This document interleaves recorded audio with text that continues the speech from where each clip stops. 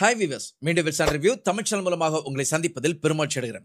ஆக்சிடென்ட்ங்கிறது நாம யாருமே எதிர்பார்க்காம இருக்கும்போது கண் இமைக்கக்கூடிய நேரத்தில் நடக்கக்கூடிய ஒன்று. ஒரு விபத்து நடக்கும்போது கார் மட்டும் இல்ல, அதுல பயணிக்கக்கூடிய பேசஞ்சர்ஸையுமே அது பெரிய அளவில் பாதிக்கும் அப்படிங்கிறது நம்ம எல்லாருக்குமே தெரியும். ஸோ நாம இன்னைக்கு இந்த ரிவ்யூவில் ஒரு விபத்து நடந்த பிறகு அந்த விபத்து நடந்த நேரத்துல இருந்து அந்த கார் கடைசியா நீங்க ஒர்க் ஷாப்ல விட்டு வெளியில எடுக்கிற வரைக்கும் என்னென்ன ப்ராசஸ் நடக்கும், அதை எப்படி நீங்க ஹேண்டில் பண்ணணும், அந்த விஷயங்களை நீங்க எப்படி ஹேண்டில் பண்ணலாம், அது உங்களை ஒரு பாதுகாப்பான இடத்துல வச்சிருக்கோம் அப்படிங்கிற ஒரு டீட்டெயிலான ரிப்போர்ட் தான் கொடுக்க போறோம். இந்த ரிப்போர்ட்டை நம்ம 10 விதமா பிரிச்சிருக்கோம். இது கண்டிப்பா உங்களுக்கு பயனுள்ள ஒரு தகவலா இருக்கும். எங்கேயுமே ஸ்கிப் பண்ணாம முழுமையா இந்த வீடியோ பாருங்க. அப்படி நீங்க பார்க்கும்போது ஒரு விபத்து நடந்ததுன்னா அந்த விபத்து நடந்த பிறகு நீங்க எப்படி அந்த விபத்தை ஹேண்டில் பண்ணணும் அப்படிங்கிறது உங்களுக்கு கிளியர் கட்டா புரியும் அப்படிங்கிற நம்பிக்கையோட இந்த ரிவ்யூ பார்க்கலாம்.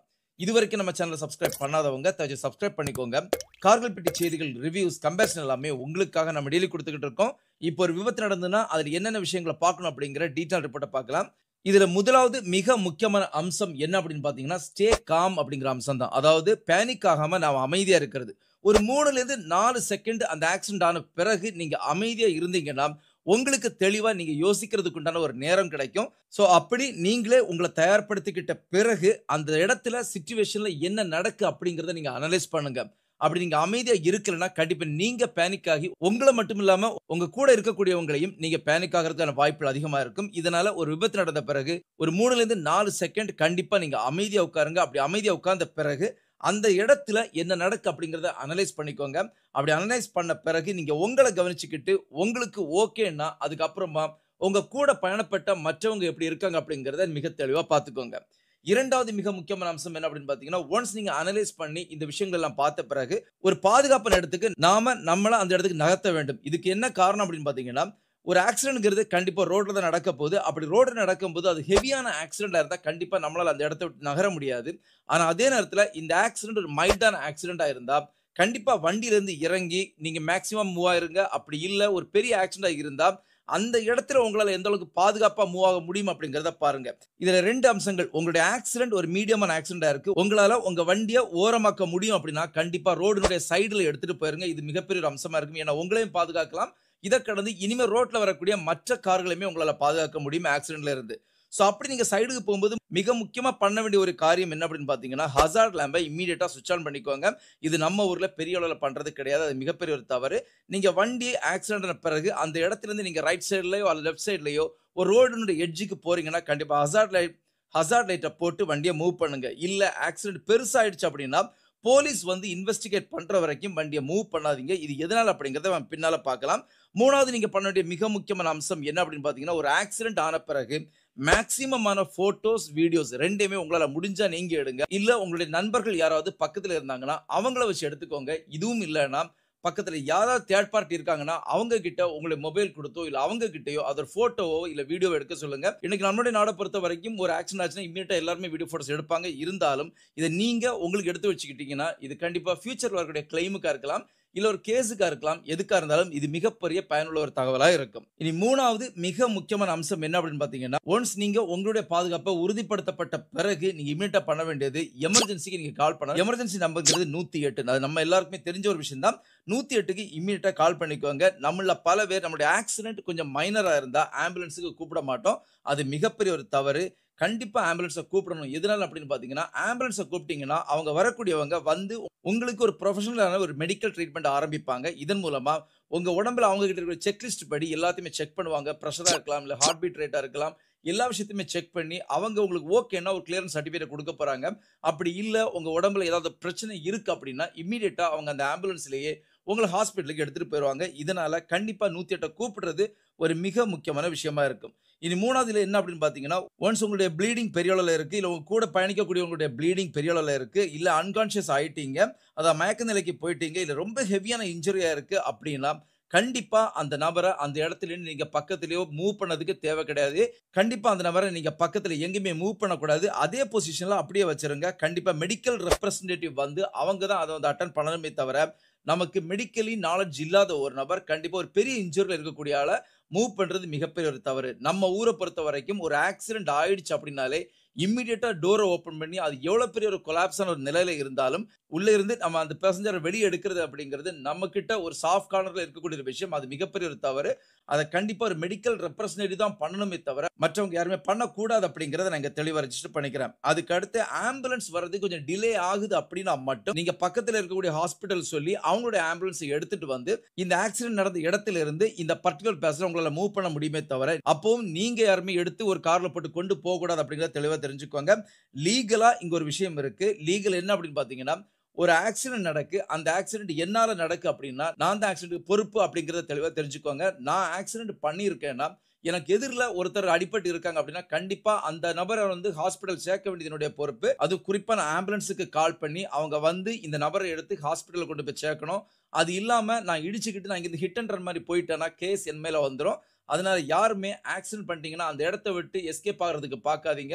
இமிடியேட்டா அந்த இடத்துல இறங்கி நீங்க ஒரு ஃபோன் கால் பண்ணி அந்த ஆக்சிடென்ட் ஆன நபருக்கு இமிடியேட்டான உதவியை நம்ம பண்றது எல்லா விஷயத்தையுமே பண்ணினா மட்டும் தான் நம்மளால சர்வை பண்ண முடியும் வரக்கூடிய கோர்ட் கேஸ்ல. அப்படி இல்ல அப்படின்னா டைரக்டாவே உங்களுக்கு hit and run case register ஆயிரும். இதனால லீகலி பைண்டா இருக்கும் அப்படிங்கறத தெளிவா தெரிஞ்சுக்கோங்க. இதுக்கு அடுத்து ஒரு மிக முக்கியமான விஷயம் இருக்கு. ஆம்புலன்ஸ் வர லேட் ஆகுது, பக்கத்துல ஹாஸ்பிடல் இல்ல அப்படின்னா இமிடியேட்டா நம்ம பக்கத்துல போலீஸ் ஸ்டேஷனுக்கு இன்ஃபர்மேஷனை பாஸ் பண்ணணும். போலீஸ் ஸ்டேஷனோட எமர்ஜென்சி நம்பரை பொறுத்த வரைக்கும் 100 100 அல்லது 112 இந்த 2 நம்பர்லயுமே நீங்க கால் பண்ணி போலீஸ் ஸ்டேஷன்ல இமிடியேட்டா ரெஜிஸ்டர் பண்ணிடலாம். அப்படி நீங்க சொல்லும்போது போலீஸ் ஸ்டேஷன்ல இருந்து போலீஸ் வந்து அதை வெரிஃபை பண்ணிக்குவாங்க. அது மட்டும் இல்லாம பக்கத்துல கூட ஐ விட்னஸ் அல்லது விக்டிம் ஐ விட்னஸ் இது ரெண்டையுமே அவங்க ரெஜிஸ்டர் பண்ணிட்டாங்கன்னா நீங்க அந்த இடத்தை விட்டு நகர்ந்து போறதுக்கு ஒரு பெட்டர் ஆப்ஷனா இருக்கும். சோ தெளிவா தெரிஞ்சுக்கோங்க. உங்களுடைய ஒரு ஆக்சிடென்ட் நீங்க உருவாக்கிக்கிட்டீங்க அப்படின்னா கண்டிப்பா நீங்க ஆம்புலன்ஸுக்கு கால் பண்ணணும். அப்படி ஆம்புலன்ஸ் இல்லைன்னா பக்கத்துல இருக்கக்கூடிய ஹாஸ்பிட்டல் நீங்க கால் பண்ணணும். இது ரெண்டுமே இல்லைன்னா போலீஸ் ஸ்டேஷன்ல கால் பண்ணி நீங்க கண்டிப்பா சொல்லணும். இந்த 3 விஷயத்தையும் நீங்க பண்ண தவிர்த்துக்கிட்டு அந்த இடத்துல நீங்க எஸ்கேப் ஆகுறது நீங்க நினைக்கிறீங்கன்னா கண்டிப்பா பின்னால வரக்கூடிய கேஸ்ல நீங்க பைண்ட் ஆயிருவீங்க அப்படிங்கறத தெளிவா தெரிஞ்சுக்கோங்க. சோ 4வது மிக முக்கியமான அம்சம் என்ன அப்படின்னு பாத்தீங்கன்னா இமிடியேட்டா மெடிக்கல் அட்டென்ஷனுக்கு நம்ம போயே ஆகணும். இன்கேஸ் நமக்கு ஒரு ஆக்சிடென்ட் ஆயிருச்சு அப்படின்னா நம்ம எல்லாருமே ஒரு சின்ன ஆக்சிடென்டா இருந்து ஓரளவுக்கு சின்ன ஒரு பெயினா இருக்கு அப்படின்னா நாம யாருமே மெடிக்கல் அட்டென்ஷன் போக மாட்டோம். இமிடியேட்டா நம்ம வீட்டுக்கு போவோம் அல்லது நம்ம அடுத்த ஒரு பயணத்துக்கு நம்ம தொடர்ந்து போய்கிட்டே இருப்போம். அது மிகப்பெரிய ஒரு தவறு. ஒன்ஸ் ஒரு ஆக்சிடென்ட் ஆயிருச்சு அது ஒரு பிளட் இன்ஜுரி இல்லைனாலும் கூட நம்ம உடம்புல ஏதோ ஒரு இம்பாக்ட் இருக்கு அப்படின்னா கண்டிப்பா ஹாஸ்பிட்டல்ல போய் நம்ம செக் பண்ணி நம்ம உடம்பு எல்லாமே பக்காவா இருக்கு அப்படிங்கறத தெளிவா தெரிஞ்சுக்கோங்க. அதுக்கு பிறகு மட்டும்தான் அந்த இடத்துல மூவ் ஆகணுமே தவிர நீங்க மெடிக்கல் செக்அப் இல்லாம எப்பவுமே ஒரு ஆக்சிடென்ட் முடிஞ்ச பிறகு மூவ் ஆகாதீங்க. அது மிகப்பெரிய தவறு.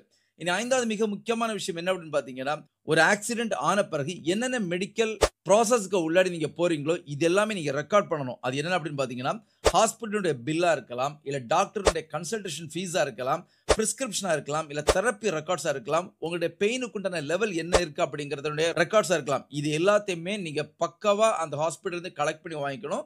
இது எதுக்கு அப்படின்னு பாத்தீங்கன்னா ஒன்ஸ் ஒரு ஆக்சிடென்ட் நடந்த பிறகு எம்எல்சி அப்படிங்கிற சர்டிபிகேட் அந்த ஹாஸ்பிட்டல் இஷ்யூ பண்ணுவாங்க. அத மெடிக்கோ லீகல் சர்டிபிகேட் அப்படிங்கிற ஒரு சர்டிபிகேட்.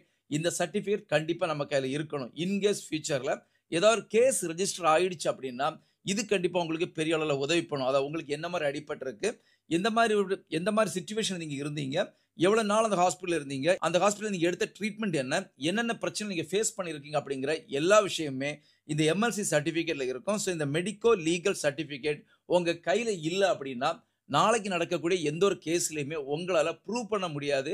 இதனால ஒரு ஆக்சிடென்ட் ஆன பிறகு இந்த எம்எல்சி சர்டிபிகேட் கிடைக்காம அந்த ஹாஸ்பிட்டல் இருந்து கண்டிப்பா வெளியே வராதீங்க. அவங்க தரலனாலும் நீங்க கேட்டு வாங்க வேண்டியது உங்களுடைய கடமை. 6வது மிக முக்கியமான அம்சம் என்ன அப்படின்னு பாத்தீங்கன்னா என்னென்ன கிளைம் இருக்கு அப்படிங்கறத நம்ம முழுசா தெரிஞ்சுக்கணும். அதாவது இன்சூரன்ஸ்ல வரக்கூடிய கிளைம் எல்லாமே நான் அடுத்த பின்னால நான் சொல்றேன். இருந்தாலும் என்ன கிளைம் இருக்கு அப்படிங்கறத தெளிவா தெரிஞ்சுக்கோங்க. ஒரு விபத்து நடந்து ஒரு டெத் ஆயிருச்சு அப்படின்னா அந்த டெத்துக்கு உண்டான கிளைம்ங்கிறது 2 லட்சம் ரூபாய். அதே இன்ஜுரியா இருந்தா 50,000 ரூபாய். இது வந்து நான் சொல்லக்கூடியது ஆக்சிடென்ட் நடந்தது உங்களுக்கு ப்ரூவ் ஆயிடுச்சு அப்படின்னா அதே நேரத்தில் ப்ரூவ் பண்ண முடியலனாலும் கூட ஒரு டெத்துக்கு 50,000 ரூபாய் கிளைம் இருக்கு, இன்ஜூரிக்கு 25,000 ரூபாய் கிளைம் இருக்கு. இந்த கிளைம் எல்லாமே உங்களுக்கு இன்சூரன்ஸ் இருந்தா இன்சூரர் பே பண்ணுவாங்க. நீங்க இன்சூரன்ஸ் போட மறந்துருந்தீங்கன்னா நீங்க உங்க கையில இருந்து கிளைம் பண்ண வேண்டிய வரும். இதனால கண்டிப்பா இன்சூரன்ஸ் போடுறதுக்கு எப்பவுமே நீங்க மிஸ் பண்ணிக்காதீங்க. இனி 7வது மிக முக்கியமான அம்சம் என்ன அப்படின்னு பாத்தீங்கன்னா இம்மீடியட்டா உங்களுடைய இன்சூரன்ஸ் கம்பெனிக்கு நீங்க இன்ஃபார்ம் பண்ணணும். அதாவது ஒரு ஆக்சிடென்ட் ஆன பிறகு நம்ம அமைதியா இருக்கிறோம், அதுக்கப்புறமா நம்ம பாதுகாப்பான இடத்துக்கு மூவ் ஆகுறோம், அதுக்கப்புறமா எமர்ஜென்சிக்கு கால் பண்றோம். எமர்ஜென்சிக்கு கால் பண்ண பிறகு நம்ம மெடிக்கல் அட்டென்ஷன் போறோம். அந்த மெடிக்கல் அட்டென்ஷன் போன பிறகு மெடிக்கல் ரெக்கார்ட்ஸ் எல்லாமே நீங்க கையில வாங்கிடுறீங்க. அந்த மெடிக்கல் ரெக்கார்ட்ஸை கையில வாங்கின பிறகு நம்ம இமிடியேட்டா பண்ண வேண்டிய மிக முக்கியமான அம்சங்கிறது இன்சூரன்ஸ் கம்பெனிக்கு நம்ம இன்ஃபார்ம் பண்ணணும். நீங்க இன்சூரன்ஸ் கம்பெனிக்கு இன்ஃபார்ம் பண்ணதுக்கு தவிர்த்துட்டீங்க அல்லது மறந்துட்டீங்க அப்படின்னா, நீங்க பின்னால இன்சூரன்ஸ் கிளைம்க்காக போகும்போது மிகப்பெரிய ப்ராப்ளம் இருக்கும். எதனால அப்படின்னு பார்த்தீங்கன்னா, இந்தியன் கார் ரெகுலேஷன பொறுத்தவரைக்கும் ஒரு ஆக்சிடென்ட் நடந்த பிறகு அந்த ஆக்சிடென்ட்ட அனலைஸ் பண்றது யார் அப்படின்னு பார்த்தீங்கன்னா, ஐஆர்டிஏ அப்ரூவ்ட் சர்வேயர். அதாவது இன்சூரன்ஸ் ரெகுலேட்டரி அண்ட் டெவலப்மென்ட் அத்தாரிட்டில அப்ரூவ் பண்ணியிருக்கக்கூடிய ஒரு சர்வேயர் தான். ஒரு சர்வேயர் வந்து நம்ம வண்டிய பார்த்து அனலைஸ் பண்ணி, இந்த வண்டியில என்னென்ன விஷயங்கள் நடந்திருக்கு, எப்போ ஆக்சிடென்ட் ஆயிருக்கு, இந்த ஆக்சிடென்ட்க்கு முன்னாடி இந்த கார் எப்படி இருந்தது, இந்த ஆக்சிடென்ட் பிறகு இந்த கார் என்ன மாரி ஆயிருக்கு அப்படிங்கிற எல்லா விஷயத்தையுமே அவர் ரெக்கார்ட் பண்ணி பார்த்து, அவங்க அந்த சர்டிபிகேட்ட இஷ்யூ பண்ண பிறகு தான் இன்சூரன்ஸ் கம்பெனி எப்பவுமே உங்களுக்கு ஆக்டிவ் ஆகும். இதனால இன்சூரன்ஸ் கம்பெனிக்கு நீங்க இன்ஃபார்ம் பண்ண மறந்துட்டீங்க அப்படின்னா, இந்த ஒரு சர்வேயரோட சர்டிபிகேட் அவ்வளோ ஈஸியா உங்களுக்கு கிடைக்காது. ஏன்னா இந்த சர்டிபிகேட்ங்கிறது ரொம்ப மிக முக்கியமான சர்டிபிகேட். இதனால நீங்க கண்டிப்பா இன்சூரன்ஸ் கம்பெனிக்கு இன்ஃபார்ம் பண்ணியே ஆகணும். இனி 8வது மிக முக்கியமான அம்சம் என்ன அப்படின்னு பார்த்தீங்கன்னா, உங்களுடைய இன்சூரன்ஸ் பாலிசியில என்னென்ன கவரேஜ் இருக்கு அப்படிங்கிறத நீங்க தெளிவா தெரிஞ்சுக்கணும். அதாவது இன்சூரன்ஸ் பாலிசி எந்த அளவுக்கு கவரேஜ் லிமிட் குடுத்திருக்காங்க. அது மேக்ஸிமம் அமௌண்ட்டோட கவரேஜ் என்ன? 2வது எக்ஸ்ட்ரா பெனிஃபிட் அந்த இன்சூரன்ஸ் என்னென்ன இருக்கு அப்படிங்கிறத தெளிவா தெரிஞ்சுக்கோங்க. அதாவது ரோட் சைட் அசிஸ்டன்ஸ் இருக்கலாம். இல்ல மெடிக்கல் பேமெண்ட் கவரேஜ் இருக்கலாம். இதுல என்னென்ன விஷயங்கள் உங்களுடைய இன்சூரன்ஸ்ல இருக்கு அப்படிங்கிறத தெளிவா தெரிஞ்சுக்கோங்க. இனி 9வது மிக முக்கியமான அம்சம் என்ன அப்படின்னு பார்த்தீங்கன்னா, இன்சூரன்ஸ்க்கு உண்டான கிளைம நீங்க ஃபைல் பண்றது. இன்சூரன்ஸோட கிளைம நீங்க ஃபைல் பண்றதுக்கு முன்னாடி மிக தெளிவா தெரிய வேண்டிய ஒரு விஷயம் இருக்கு. இது நம்மள பல பேர் மிஸ் பண்ணக்கூடிய ஒரு விஷயம். அது எஃப்என்ஓஎல் அப்படிங்கிற ஒரு விஷயம் இருக்கு. அதாவது ஃபர்ஸ்ட் நோட்டீஸ் ஆஃப் லாஸ். நம்ம எஃப்ஐஆர்ன்னு போலீஸ் ஸ்டேஷன்ல சொல்றது மாரியே, இங்க எஃப்என்ஓஎல் அப்படிங்கிற ஒரு சர்டிபிகேட் இருக்கு. ஃபர்ஸ்ட் நோட்டிஃபிகேஷன் லாஸ் வந்து இமிடியேட்டா நம்ம இன்சூரன்ஸ் கம்பெனிக்கு தெரியப்படுத்தணும். இது நீங்க கால் பண்ணி தெரியப்படுத்தலாம் அல்லது இமெயில் மூலமா நீங்க ரெஜிஸ்டர் பண்ணிக்கலாம். இதுல என்னென்ன விஷயங்கள் குடுக்கணும் அப்படின்னு பார்த்தீங்கன்னா, பாலிசி நம்பர் நீங்க குடுக்கணும். எத்தன மணிக்கு உங்களுடைய ஆக்சிடென்ட் நடந்தது அப்படிங்கிற டீட்டெயில் குடுக்கணும். எங்க இந்த ஆக்சிடென்ட் நடந்தது அப்படிங்கிற டீட்டெயில் குடுக்கணும். இத கடந்து அங்களுடைய இன்ஜூரி டீட்டெயில் உங்க கையில இருக்கக்கூடிய டீட்டெயில்ஸை நீங்க குடுத்துட்டீங்கன்னா, இந்த ஒரு எஃப்என்ஓஎல் அதாவது ஃபர்ஸ்ட் நோட்டீஸ் ஆஃப் லாஸ்ங்கிறது ரெஜிஸ்டர் ஆயிரும். இந்த ரெஜிஸ்ட்ரேஷன் இருந்தா மட்டும் தான் உங்களுடைய கிளைம வந்து நீங்க முன்னால எடுக்க முடியும். அப்படி நீங்க எஃப்என்ஓஎல் ரெஜிஸ்டர் பண்ணதுக்கு நீங்க கோட்ட விட்டீங்கன்னா, உங்களுடைய கிளைம் பெரிய அளவுல உங்களால கிளைம் பண்ணி எடுக்க முடியாது. இன்னைக்கு இன்சூரன்ஸ் கம்பெனி எல்லாமே இன்சூரன்ஸ் தரும்போது பெரிய அளவுல இனிக்க இனிக்க வார்த்தைகள் பேசுவாங்க. ஆனா ஒன்ஸ் நீங்க இன்சூரன்ஸ் கேட்டு நீங்க போகும்போது கண்டிப்பா அவங்க அவ்வளவு ஈஸியா தரமாட்டாங்க. மிகப்பெரிய குடைச்சல குடுப்பாங்க. நான் சொன்ன இந்த எல்லா டாக்குமெண்ட்டையுமே நீங்க தெளிவா கையில வச்சிருக்கீங்க அப்படின்னா, கண்டிப்பா அவங்களால எதையுமே அவங்களால எஸ்கேப் ஆகி போ முடியாது. உங்களுக்கு தர வேண்டியத அவங்க கண்டிப்பா தந்தே ஆவாங்க. இனி 10வது மிக முக்கியமான அம்சம் என்ன அப்படின்னு ஒன்ஸ் உங்களுடைய இன்சூரன்ஸ நீங்க ஃபைல் பண்ண பிறகு, உங்களுடைய வண்டிய நீங்க கேரேஜ்க்கு எடுத்துட்டு போலாம். அது இன்சூரன்ஸ் கம்பெனி சொல்லக்கூடிய கேரேஜ் தான் நீங்க எடுத்துட்டு போகணும். அது மேபி உங்களுடைய ஷோரூமா இருக்கலாம். இல்ல அவங்க வச்சுக்கூட தேர்ட் பார்ட்டி கேரேஜா இருக்கலாம். எந்த கேரேஜா இருந்தாலும் அந்த கேரேஜ்ல உங்களோட வண்டிய எடுத்துட்டு போன பிறகு, அவங்க ரிவ்யூ பண்ணி இன்சூரன்ஸ்ல கவர் ஆகக்கூடிய எல்லா விஷயத்தையுமே அவங்க அங்க பண்ணி குடுப்பாங்க. அது இல்லாம அவுட் ஆஃப் இன்சூரன்ஸ்ல இருக்கக்கூடிய விஷயத்த நீங்க உங்க கையில இருக்கக்கூடிய காச போட்டு தான் கவர் பண்ண வேண்டியது இருக்கும். சோ நான் இப்ப சொன்ன இந்த 10 விஷயங்களையும் நான் ஒரு வாட்டி உங்களுக்கு ரிவைஸ் பண்ணிக்கிறேன். ஒரு ஆக்சிடென்ட் ஆன பிறகு நீங்க முதலாவது நீங்க பண்ண வேண்டிய மிக முக்கியமான அம்சங்கிறது, அங்க நீங்க அமைதியா உட்கார்ந்து அந்த இடத்த நீங்க அனலைஸ் பண்றது. 2வது நீங்க பாதுகாப்பான இடத்துக்கு நீங்க மூவ் ஆகுறது. 3வது அதுக்கு பிறகு எமர்ஜென்சிக்கு நீங்க கால் பண்றது. 4வது மிக முக்கியமான அம்சம் என்ன அப்படின்னு பார்த்தீங்கன்னா, ஒன்ஸ் எமர்ஜென்சி கால் பண்ண பிறகு அங்க நீங்க மெடிக்கல் அட்டென்ஷன் கண்டிப்பா எடுத்தே ஆகணும். 5வது அங்க மெடிக்கல் எடுக்கும்போது என்னென்ன எவிடன்ஸ் இருக்கு அப்படிங்கிறத எல்லா எவிடன்ஸுமே நீங்க கலெக்ட் பண்ணி உங்ககிட்ட வச்சுக்கோங்க. 6வது கிளைமினுடைய காம்பன்சேஷன் என்ன இருக்கு அப்படிங்கிறத தெளிவா தெரிஞ்சுக்கோங்க. 7வது இன்சூரன்ஸ் கம்பெனிக்கு இமிடியேட்டா இன்ஃபார்ம் பண்றது. 8வது உங்களுடைய இன்சூரன்ஸ் பாலிசியில் இருக்கக்கூடிய கவரேஜ் என்ன அப்படிங்கிறத தெளிவா தெரிஞ்சுக்கோங்க. 9வது இன்சூரன்ஸ்ல உங்களுக்கு கிளைமுக்கு உண்டான ஃபைல நீங்க ரெஜிஸ்டர் பண்றது. 10வது உங்களுடைய வண்டிய நீங்க கேரேஜ்ல எடுத்துட்டு போறது. இதுதான் நீங்க ஒரு ஆக்சிடென்ட் ஆன பிறகு நீங்க கவனிக்க வேண்டிய மிக முக்கியமான அம்சங்கள். சோ இதுல ஏதாவது டவுட் இருக்குன்னா கண்டிப்பா நீங்க கமெண்ட் செக்ஷன்ல கமெண்ட் பண்ண மறக்காதீங்க. உங்களுக்கு உண்டான ஹெல்ப் நாங்களும் குடுக்குறோம்.